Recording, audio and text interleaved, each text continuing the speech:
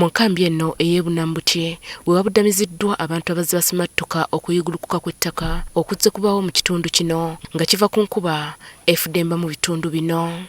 Kyokka abantu mu nkambi eno baludde nga beemulugunya ku mbeera mwe bawangaalira gye bagamba nti teyeeyagaza olw'omujjuso okubulwa ettaka we balimira n'ebirala. Kubanga batugambye mpotendi irina okubeera mu bantu 10 naye tusula mu wataani sate. Omwaka guli mwezi gwa 11 paka kati nga kutulano gavumenti ekukuma wano nga tuli bubi twasula abantu abangi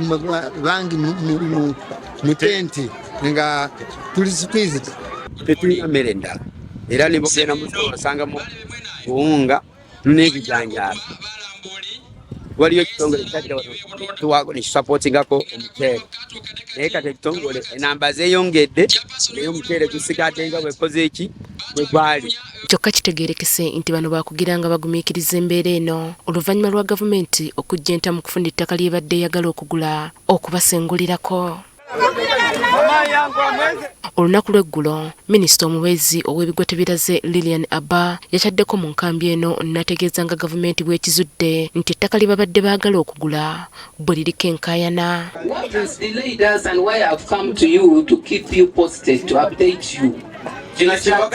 We had gotten information about that we wanted to buy. They wrote reports talking about some challenges with the land.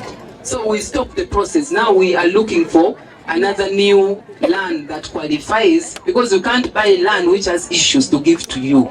Kyokka bagamba nti ensimbi ezeetaagisa mu kusengula abantu bano zaafuluma dda kale nga tebasaanye kweraliikirira. The President instructed the Ministry of Finance to release 50 billion to support the resettlement.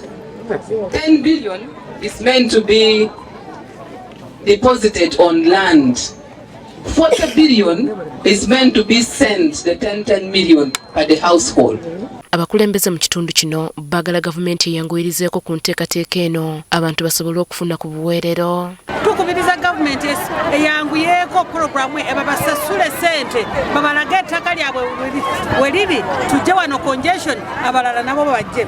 Gerard Nangoli ayagala gavumenti esooka erowooze ku bantu abasooka mu nkambi eno bw'enaatandika ku nteekateeka eno. We had decided the 24 plots are available. The money is also what? Available. That's what the information we got. And we said, why can't we settle the first 24 families? Enkambi eno ewangaaliramu abantu abali mu mutwalo gumu abazze baggyibwa mu bifo eby'amatigga ko n'abo abazze basimattuka okuyigulukuka kw'ettaka mu disitulikiti ezikola ekitundu kya Elgon.